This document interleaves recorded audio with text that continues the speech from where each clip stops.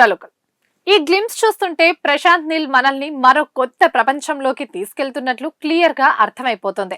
కేవలం ఒక mass action సినిమాగానే కాకుండా ఒక బలమైన కాన్సెప్ట్ తో ఈ చిత్రాన్ని తెరకెక్కిస్తున్నట్టు తెలుస్తోంది. భారతదేశాన్ని బ్రిటిష్ వారు పాలిస్తున్న కాలం నాటి ఏర నుంచి స్వాతంత్రం వచ్చిన తర్వాత నేటికి దేశాన్ని పట్టి పీడిస్తున్న మాదక ద్రవ్యాల మాఫియా నేపథ్యంలో ఈ హై వోల్టేజ్ కథ నడవబోతున్నట్లు హింట్ ఇచ్చారు.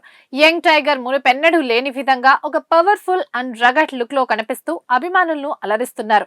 అదే ఈ గ్లిమ్స్ లో హైలైట్ గా నిలిచింది. ప్రశాంత్ నీల్ సినిమాల్లో మ్యూజిక్ ఏ రేంజ్ లో ఉంటుందో ప్రత్యేకంగా చెప్పక్కర్లేదు. ఈ గ్లిమ్స్ లో back ground score next level లో ఉండి గూస్ బంప్స్ తెప్పిస్తున్నాయని ఫ్యాన్స్ అంటున్నారు.